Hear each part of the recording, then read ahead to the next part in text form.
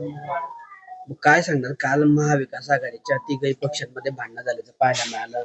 त्या भांडणांमुळे एकीकडे शरद पवार नाराज आहे, तर दुसरीकडे उद्धव ठाकरे गटाचे नगरसेवक सुद्धा नाराज असल्याचं पाहायला मिळतंय. आणि काँग्रेसने एकमेकांवर कुरघोडी करण्याचा या ठिकाणी प्रकार सुरू झालेला आहे.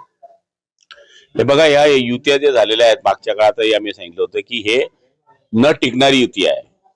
उद्धव ठाकरे हे कोणत्या विचाराचे होते, ते कोणामुळे तिकडे गेले, शरद पवारांची आणि अजितदादांची आपण जर या ठिकाणी गोष्ट पाहिली तर हे पक्ष एकाच विचाराचे होते, फक्त काही कारणास्तव वेगवेगळे झाले. काँग्रेसचा ठिकाणाच राहिलेला नाहीये. त्याच्यामुळे मला तरी असं वाटतंय की निकालामुळे एकमेकावर कुरघोड्या त्यांच्या आता सुरू झालेल्या आहे आणि काही दिवसानंतर हे पक्ष शिल्लक राहतील की नाही राहतील अशी परिस्थिती होणार आहे.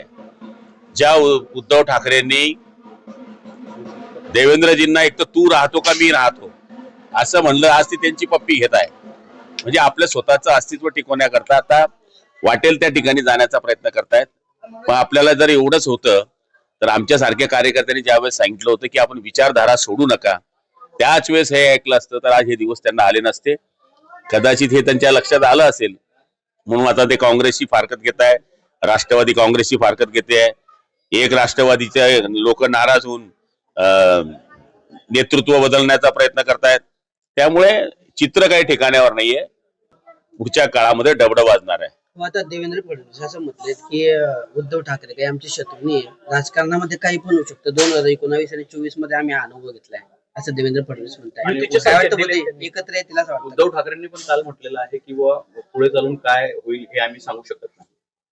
हे बघा, आम्ही जे विचारधारा सोडून जे लोक आमच्यापासून लांब जात होते त्याच्याकरता आम्ही भगव्या झेंड्याकरता देवेंद्रजींबरोबर आम्ही या ठिकाणी आलेलो आहे.